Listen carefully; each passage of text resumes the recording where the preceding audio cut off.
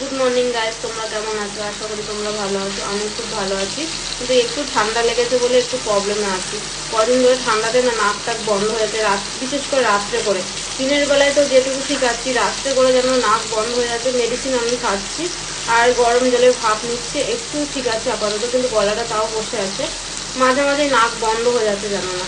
তো ঠান্ডাটা, এই ওয়েদার এখন চেঞ্জ হচ্ছে, তো আমার একটু ওয়েদারের সময় একটু হয় ঠান্ডা, মানে গরম চলে গেলে ঠান্ডা আছে, ওই টাইমে একটু হয়।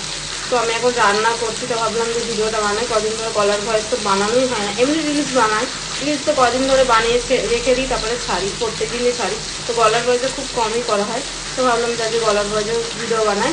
আর আমি রান্না কি করছি আজকে, রান্না আমার বাড়ি আজকে নিরামিষ। আজকে আমার ছুটি, ভাবো, বাড়িতে নিরামিষ।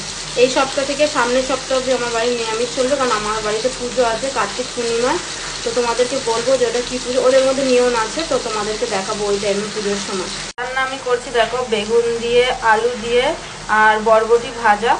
তো ওদের মধ্যে আর একটা নিয়ম আছে, যে অনেকের মধ্যে অনেক রকম আলাদা আলাদা নিয়ম। যেরকম আমাদের বাঙালির মধ্যে নিয়ম মানে নিরামিষ, মানে আমরা পেঁয়াজ রসুন খেতে পারি না, কিন্তু ওরা হচ্ছে পেঁয়াজ টিয়াজ সব খেতে পারে।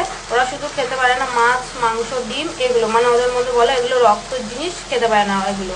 আর এটা নাকি ওরা ফলের মধ্যেই ধরে, পেঁয়াজ টিয়াজ তো সবজিতে খেতে পারে। তো তাই জন্য আমি দিয়েছি, আমি শনিবার থেকে নিরামিষ খাচ্ছি বাড়িতে, আর 5 তারিখ অবধি খেতে হবে। আর তোমাদেরকে যখন ওই দিন কার্তিক পূর্ণিমার দিন আমাদের বাড়ি পুজো আছে, তো তোমাদেরকে সেদিনকে আমি দেখাবো যে পুজোটা কী। ওদের সাউথের মধ্যে হয় না, অনেক রকম নিয়ম আছে। আর আমাদের প্রায় দিনই বেশিরভাগ নিরামিষই হয়, মাছ মাংস হয় খুব কম।